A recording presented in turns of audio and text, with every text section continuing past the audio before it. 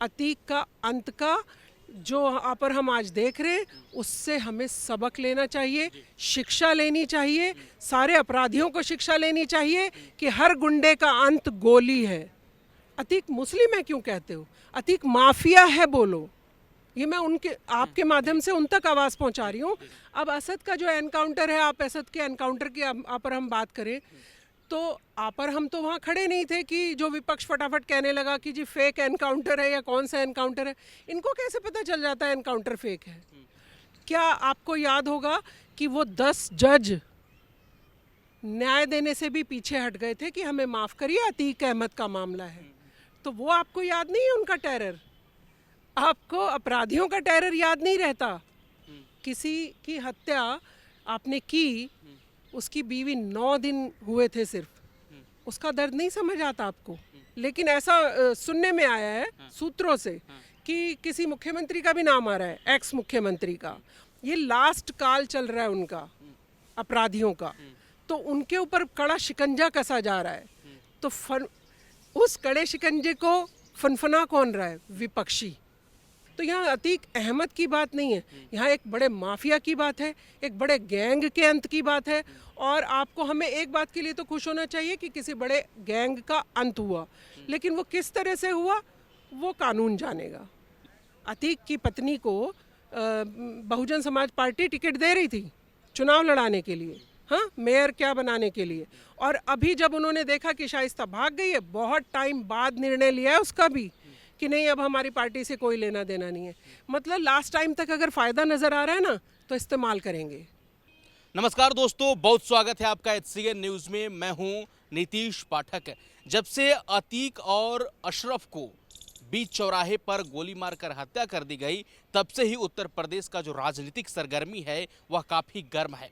लोग तरह तरह के सवाल पूछ रहे हैं, पुलिस व्यवस्था पर, उत्तर प्रदेश पुलिस प्रशासन पर सवाल खड़ा कर रहे हैं। और इसी मुद्दे पर हम बात करेंगे कि आखिर मामला क्या है और जिस तरीके से बीच चौराहे पर पुलिस के सामने, पुलिस के संरक्षण के मिलते हुए भी, उसके बावजूद भी गोली मारा गया अतीक और अशरफ को, इसका परिणाम आने वाले समय में क्या होगा और क्या कुछ मैटर है इस पूरे मामले पर। जिस तरीके से विपक्ष हमलावर है योगी सरकार पर, पूरे मामले पर हम बात करेंगे। आज मेरे साथ बात करने के लिए शबनम खान जी हैं। मैम, सबसे पहले HCN न्यूज़ पर आपका बहुत बहुत स्वागत है। बहुत शुक्रिया आपका भाई।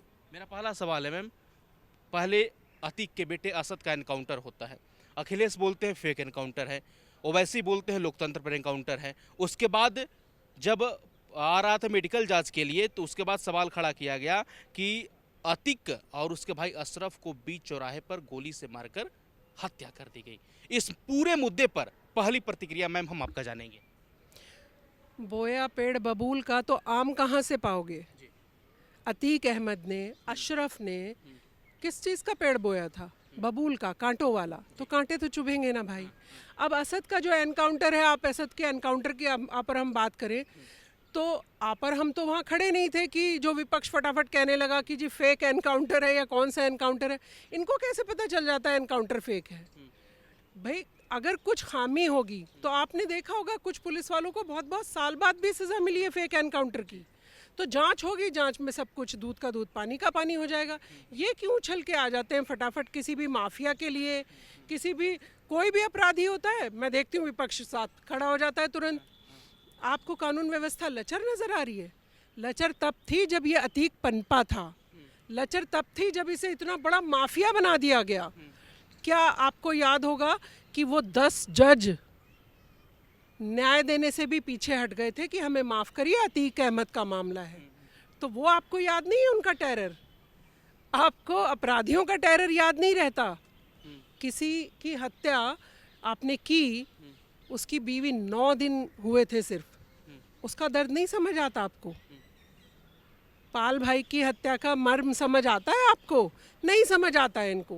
और अपराधियों के साथ ऐसे खड़े हैं जैसे पता नहीं अतीक अहमद अभी अभी गीता का ज्ञान देकर हमें गए और किसी साधु संत की हत्या हो गई है और साधु संत ने हमें जो महान ज्ञान दिया था हम उससे वंचित रह जाएंगे अब भविष्य में। तो मैम इसका फैसला तो कोर्ट करता है ना, मामला तो न्यायालय में। इससे कौन नकार रहा है? इसे कोई नकार नहीं रहा है। देखिए, अतीक और अशरफ की जो हत्या हुई वो जांच का विषय है। किसने हत्या करवाई? कहाँ से वो इतनी महंगी 5-7 लाख रुपए की जो गन जिससे उसको मारा गया है वो कहाँ से आई?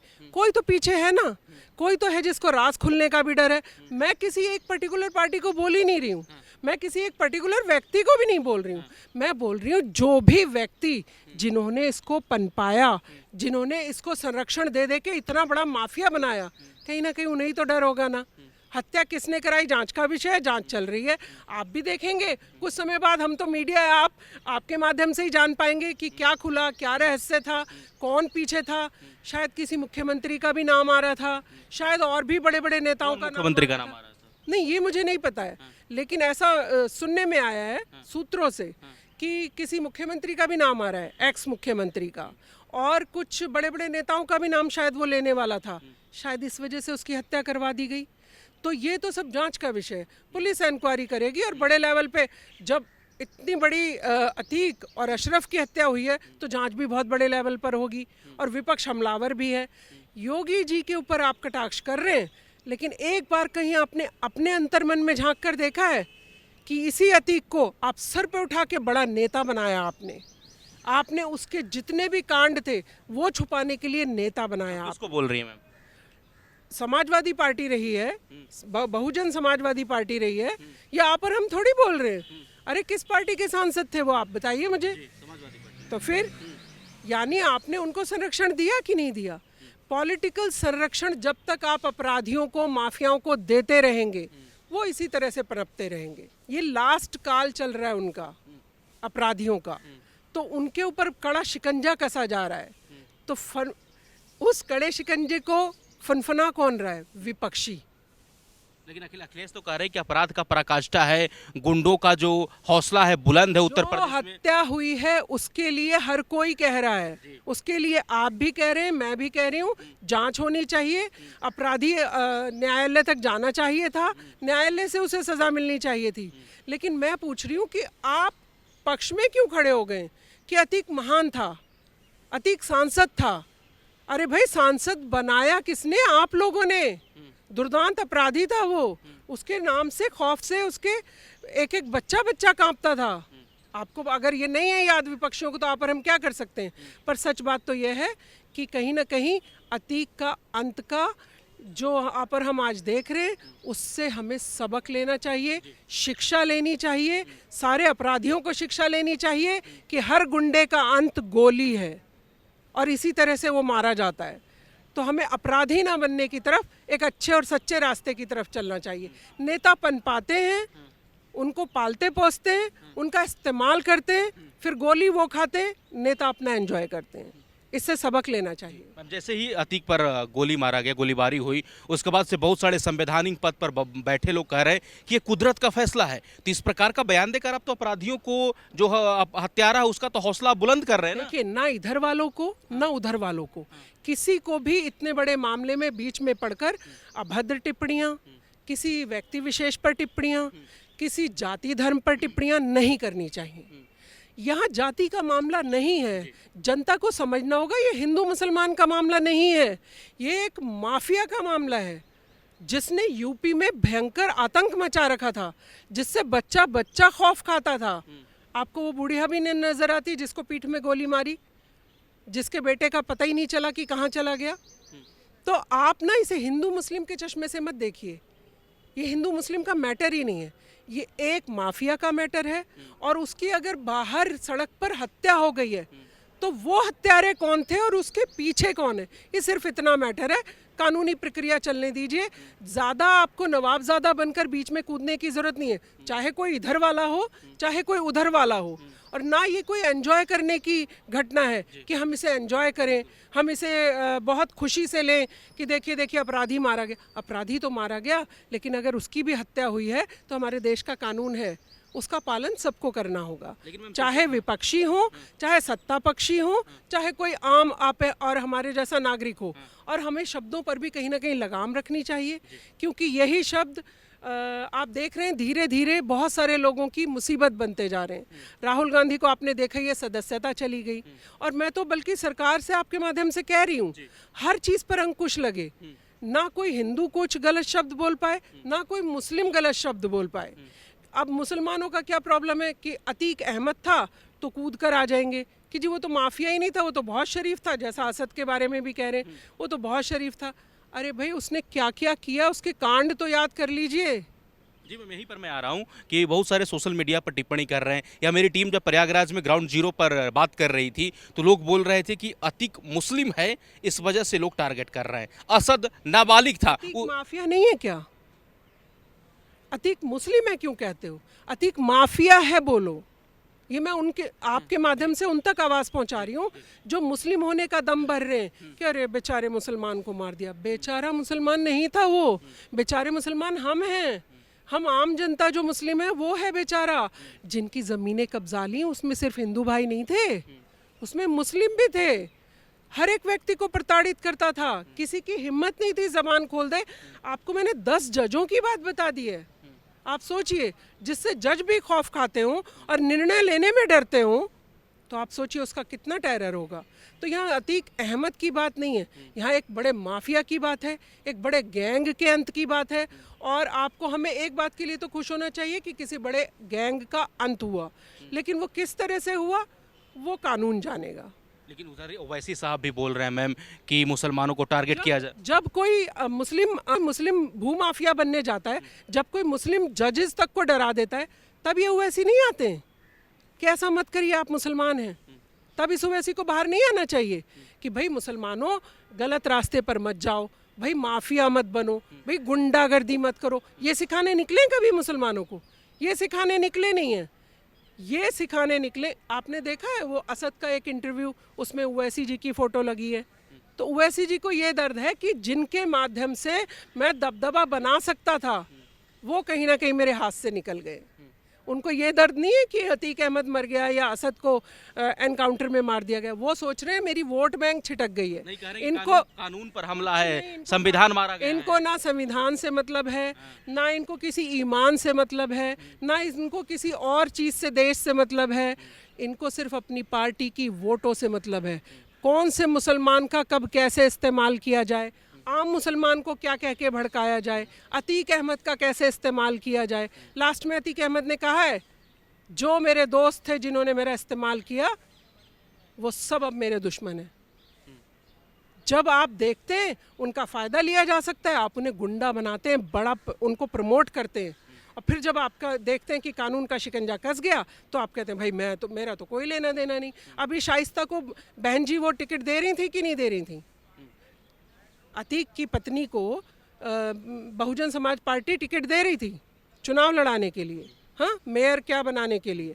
और अभी जब उन्होंने देखा कि शाइस्ता भाग गई है, बहुत टाइम बाद निर्णय लिया है उसका भी कि नहीं अब हमारी पार्टी से कोई लेना देना नहीं है। मतलब लास्ट टाइम तक अगर फ़ायदा नज़र आ रहा है ना तो इस्तेमाल करेंगे। मुसलमानों की गति ही दुर्गति जो हो रही है ना, ये इसीलिए हो रही है, मुसलमानों की दुर्गति ही इसीलिए हो रही है। मेरा सवाल है मैम कि जब गोली मारा, कोई भी जो भी हत्यारा था, 3 नाम आ रहे हैं सामने, जब गोली मारा तो उसके बाद एक धार्मिक नारा लगाया गया वहाँ पर और तुरंत हाथ खड़ा कर दिया, तुरंत जमीन पर लेट गया। तो क्या मतलब लग रहा है, क्या किसी साजिश के तहत या प्री प्लान तरीके से हुआ है पूरा? मैं बोल रही हूँ कि कोई जय श्री राम नारा लगा दे या अल्लाह अकबर कह दे, वो मैटर नहीं करता है। हत्या हुई है, लेकिन धर्म के आड़ पर तो गलत है ना। अब मैं मुसलमान हूँ, मैं कहीं जय श्री राम बोल दूँ? आपको क्या पता मुसलमान है कि हिंदू हैं? या मंशा है ये जय श्री राम कहने की या अल्लाह अकबर कहने की? मंशा भी तो किसने क्या सिखाकर भेजा है वो भी तो जांच करनी पड़ेगी ना। कहीं किसी ने यही तो नहीं कहकर भेजा कि चलिए उस सरकार को बदनाम किया जाए, चलिए आप जय श्री राम का नारा लगाना बाद में, अगर नहीं भाग पाए तो। तेजस्वी यादव का भी बयान आ गया मैम। एक तरफ तेजस्वी कह रहे हैं कि अतीक जी का जनाजा कानून का जनाजा है। अच्छा, तो क्यों फिर अतीक जी को वहीं ले जाते, बिहार वहीं दफनवा लेते, अतीक जी को वहीं दफनवा लेते और उनके साथ ही खड़े हो जाते आकर, अभी जब वो जेल में थे, सिर्फ मुसलमानों की वोट के लिए। अब आप सोच रहे हैं कि अतीक का भी इस्तेमाल नहीं करेंगे ये लोग? गलत सोच रहे हैं आप। अब अतीक का ये लोग ज़्यादा इस्तेमाल करेंगे, जितना वो जब माफिया जिंदा था तब भी किया, और अब उसके मरने को भी भुनाएंगे ये कि देखिए बड़ा टॉर्चर हो गया, देखिए सड़क पे मार दिया गया। एक पक्ष भी तो फायदा उठा सकता है 2024 में जिस तरीके से बात कही जा रही है कि इसका 2024 में मुद्दा उठेगा। नहीं, क्या क्या उठाएगा? आप तो उसी सरकार पे ब्लेम कर रहे हैं ना कि देखिए सड़क पे मार दिया गया, कानून व्यवस्था लचर थी, आप तो उसको ब्लेम कर रहे हैं। बात वो नहीं है, कानून अपना काम करता है। कोई मुख्यमंत्री या कोई भी जो सत्ता पक्ष होता है कभी नहीं चाहता कि किसी तरीके की मेरे राज्य में अराजकता फैले या किसी भी जाति धर्म के व्यक्ति को नाजायज सताया जाए। ये तो विपक्षियों ने बना ही रखा है कि मुसलमान तो सॉफ्ट टारगेट है, और मुसलमान की प्रॉब्लम भी है। मुसलमान 99.9% ही नहीं वोट करके आता है। ये वो उस कांग्रेस को, सपा को, बसपा को, तो वो वाली वोट हाथ से ना निकल जाए, इसलिए अतीक का मुद्दा आप देखिएगा और बड़े लेवल पर। और अतीक को कहीं शहीद ना कहने लगे। मुझे तो ये भी है कि शहीद हो गए अतीक जी, अभी तो अतीक जी ही का है ना, अभी तो शहादत का कहीं वो ना लेके बैठ जाए कि इनको शहीद का दर्जा दीजिए, क्योंकि इनके लिए वो माफिया नहीं है, इनके लिए वो वोट बनाने की मशीन है। बहुत सारे लोग मैं बोल रहे हैं सोशल मीडिया पर, इवन के वरिष्ठ पत्रकार या जो भी अपना राय रखते हैं एक्टिविस्ट के तौर पर, कि भारत आगे चलकर सीरिया बन जाएगा। आज के माहौल के अनुसार ऐसा देखने को लग रहा है। क्यों, उनकी मंशा क्या सीरिया बनाने की है? याद रखिए प्रधानमंत्री नरेंद्र मोदी जी हैं। अगर ऐसा कोई सोचेगा भी ना तो उसकी अकल पर भी ताले डाल दिए जाएंगे। ऐसा मैं बीइंग ए शबनम खान बोल रही हूँ। हमारे भारत में ये सब नहीं चलता है कि आप कहीं सीरिया बन जाएगा और इसको तो ये हो गया, और माफिया अगर मर गया तो उसके लिए आप शहीद का दर्जा मांगने निकल पड़े। ये सब नहीं चलेगा देश में।